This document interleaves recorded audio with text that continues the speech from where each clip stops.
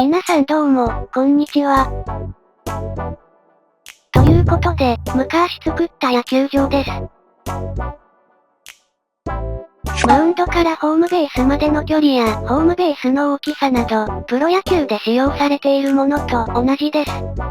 宙に浮いている半透明の立体が、このバッターのストライクゾーンとなります。真正面から見るとこんな感じですね。これを使って今日試してみたいのは、これです。野球でスローボールを限界まで遅くしてストライクを取るにはどうすればいいか、物理エンジンで見てみたいです。お願いします。では行こう。こんな感じで投げることが予想できます。ただ、超スローボールを投げるとき、そんなに踏み込まないと思うので、左肩の斜め上くらいで、ボールから手を離す感じを想定しました。ここで投げ出す角度と、初速度を与えます。例えば時速100キロ。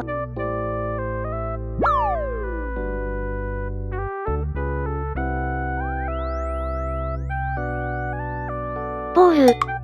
さて、どんだけ遅くできるのか、軽く計算してみましょう。マウンドからホームベースまでの距離は、約 18.4 メートル。地面から打ち出して、地面に落ちるまでとすると、18.4 メートルを最低速度で到達させるには、45度の角度で、時速約 48.4 キロで打ち出せば OK です。到達点の高さが同じ場合、発射した時の速度と同じ速度で到達します。では、ここから同じように発射してみましょう。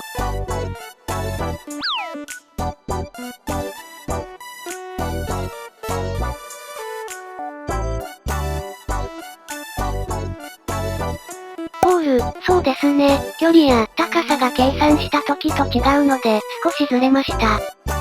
今回の発射場所から、ストライクゾーンのギリギリを狙った場合、時速約 45.9 キロで発射するのが最値でした。ここでの時速は約 49.1 キロです。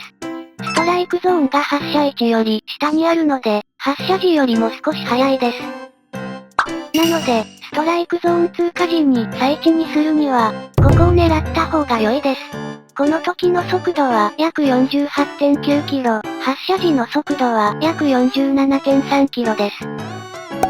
ということで、キャッチャーから見るとこんな感じです。バッター目線からボールを見るとこんな感じ。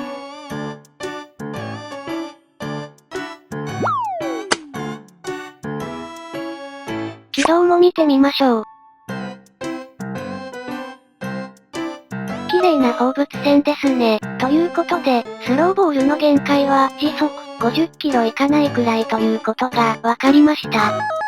空気抵抗加味しないと意味ないって？ではまた今度やりましょう。